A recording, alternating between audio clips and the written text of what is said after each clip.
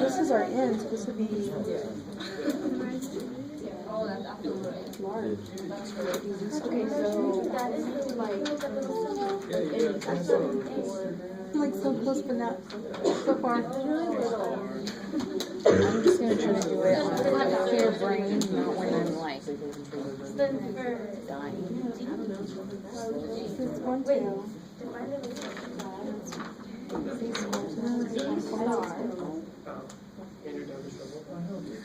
No, I don't know. Oh, yeah. You have two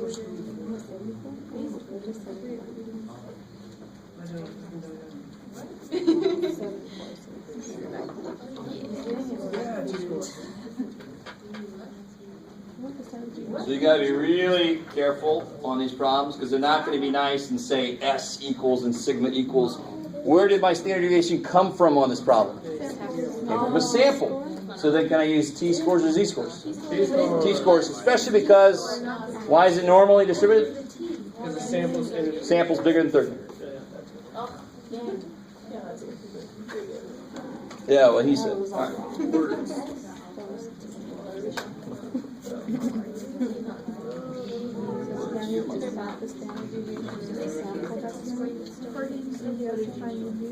So use the n is greater than 30 to say it's normal enough, and then use, because it's a sample, it's a t-score. No, the standard deviation is known. Of the sample. Of the sample, yeah. So that's why we have to use t-scores. Mm-hmm. Yep. Cool. So now find it. What's your degrees of freedom? What's your alpha? How many tail test is it? All that stuff together will help you get your t-score, right? Alpha tells you which column to look at, along with the number of tails.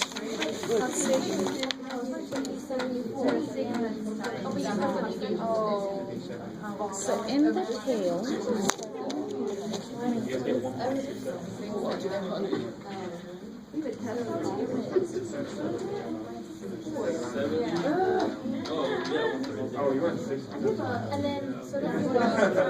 It's also brand new.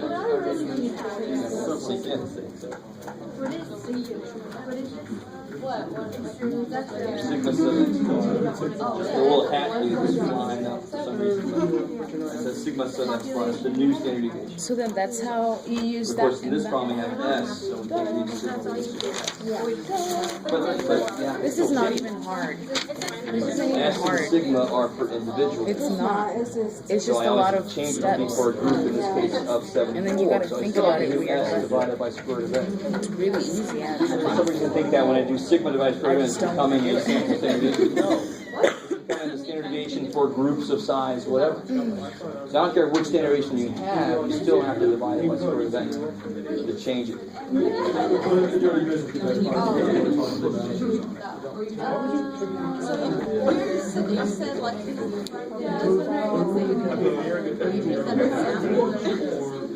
Yeah, so we don't have sigma, we use S.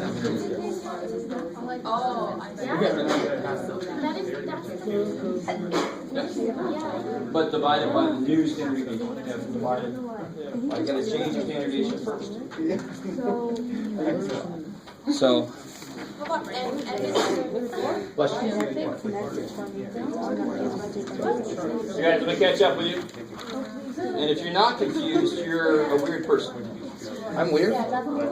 Totally. Sometimes weird is good. Before I can find the t-score, what do I have to know? Several things. What's one thing I have to know? Degrees of freedom, I love it. So what is the degrees of freedom for this? 73. It's officially 73. Official. That probably doesn't show up on there, right? What's alpha? 0.05. 0.05, right? And how many tail tests? 1. So all this stuff together is going to tell me where to look on the chart. So I know alpha's 0.05. I know it's a one-tail test. 0.05, so I'm going to look here. And I'm going to stop at 70. That's the best I can do. So I get 1.667. So So I saw that on a few people's papers. You guys kick ass. You haven't gotten there yet? There it is. What's up? Oh, you're welcome. Does everybody see that? So you got to know how many tails test it is. You have to know what alpha is. Those two things tell you where to look up here. And the degrees of freedom tells you where to stop. So we got 1.667. So that's going to be my benchmark here. I've got to make it to 1.667. Got to make it past that. Oops, don't put it in there yet. Okay. So that's the rejection region. Now notice how I say put it into words also. Here's how you do that. Oh, yes? So since it's, I think it's 73, would we go up to the next one, which would be 80? No, definitely not. You always go down. To be more conservative. So you can make your t-score just a little bit bigger instead of making it smaller than it should be. You're going to make it bigger than it should be to be more conservative. Now, of course, in reality, you would get the t-score from technology and it can calculate it to whatever you need. Right? But you got crazy old Mr. Waller as a teacher and he uses that crazy old freaking table. Just in case anybody's talking to anybody else in other classes that they're just pushing buttons and getting a number and not having a clue and then writing it down and getting an A. But you could have been used to that. Part D is going to be, now that I've set up what far enough away is, oh, sorry, before I get too far. In words, now let me get this down right now, because I'm going to mix this up. And you can see it already happening up here. So normally in a test, I'll say Z star or T star, because I just don't want to give away which situation you're in, because I want you to do that work. But it doesn't really matter. Both Z star and T star have the same formula. They have the exact same formula. It's going to be X bar minus the mean divided by the standard deviation. That's going to be the formula for it. So that's why the symbol I use almost doesn't matter. It's just how far away did your sample get. I don't care what you call it. Figure out what the number is. Right? But to be official on this one, we'll call it T star, because we know we're using T-scores. So when am I going to reject it? If the T star I get is what? Say it in words. Use your words. The T star is greater than 1.667. What will we do? If that's true, what will we do? We'll dance around. Fail to Support reject. the alternative. I like it. Oh, and Fail to reject the hope. we won't fail a damn thing. If we make it in there, we didn't fail. We succeeded. We reject the We hope. reject. Sure. The hope. Support. Please stop. I stopped. It bugged me too. So I just like you to write that for yourself. I always ask you to write it in words so you can kind of refer back to it later. If you get 1.9, you look back up there and you're like, oh, okay, I just told myself what the hell I'm going to do. Yay for me. So what about step D is summarize the sample information. So what do we know from the sample? What was X bar? 4,897. 4897. What was S? 954. 954. Now, to put myth to rest, I still have to divide by square root of it. That S is good for individual people and their debt. I need a standard deviation that's correct for groups of size 74. I still have to change it. For some reason, everybody thinks that when I divide by square root of it, I make it into an S or something. That's bullshit. Sigma is this population standard deviation for all the samples.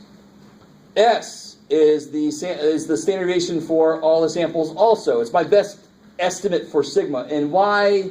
So instead of using sigma, we use S. And we're going to do everything to S that we would have done with sigma. So I'm going to divide by square root of n. What part of this whole test accounts for the fact that I really don't know sigma? The fact that we're using... I don't know sigma, so what? I'm using t-scores.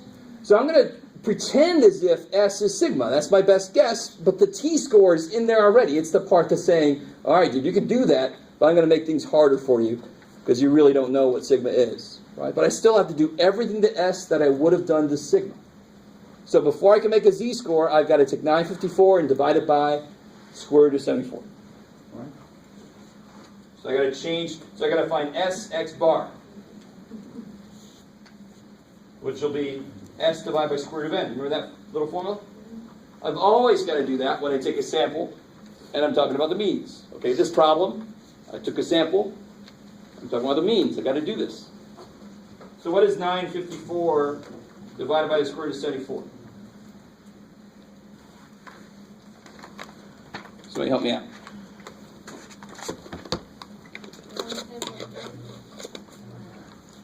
What's up? Let me see. 111. 110.9. 110.9 is big. Yeah, because the next two are zeros. So here's what. So 110.9. Is that cool? Because it's a zero, a zero.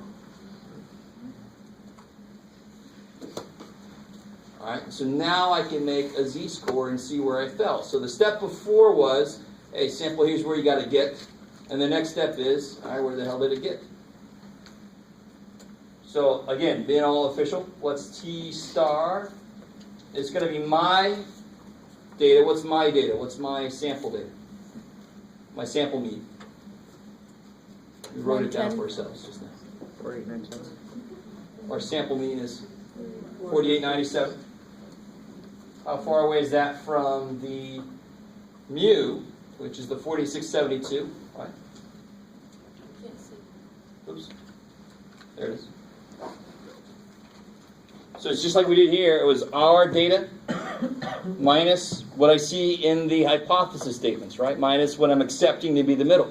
So that's our data, 4897, minus what we're accepting to be the mean, 4672. You can always look back at your hypotheses to get that number.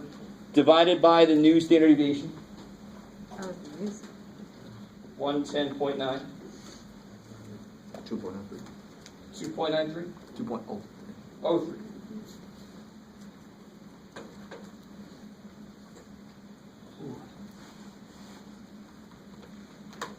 All right, so what does that mean? Good. So if you look back at step 3, which is the important thing, you do this so you can compare it here. 2.03 is in there. What the hell does that mean? Look back here. Well, if I got T star bigger than I did, I can reject the hoe. Support the high, right? Which one of these was my claim? The high. The high. So right here, I can write for myself, reject O, support high. Right? Just to put that down there. That's the quick results. Now I want the more fleshed out results. Did we succeed?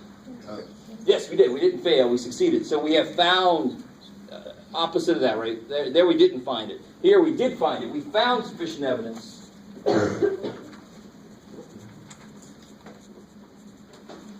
Sufficient evidence that this stuff is crazy. That what now? We found sufficient evidence to support. Good, because the claim is H1. I'm going to use that language. It's never vague. It's never uncertain. Whatever your claim was, that's the language you use. So we have found sufficient evidence to support the claim that what? The mean credit card debt of Americans has increased from 2 years The ago. mean credit card debt has increased.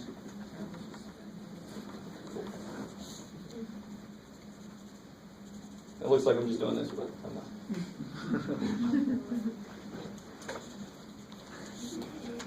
Isn't that awesome? No. I know it is. I know. I'm pretending like you all said yes. I know, not one person said yes. That's okay. If you did, that'd be a little weird.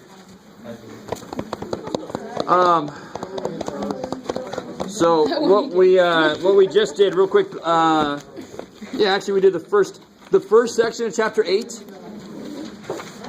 Just to let you know, the first section of chapter 8 has no full test in it. It's like doing each piece of the test. Each little section of the homework deals with another piece of the test.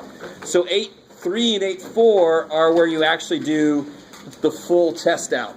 8.3, I think, is the percentage tests. 8.4 would be the test for the mean. So next time we'll start with a quiz on chapter 7. And then the rest of the class will do more and more of these until we just can't take it anymore.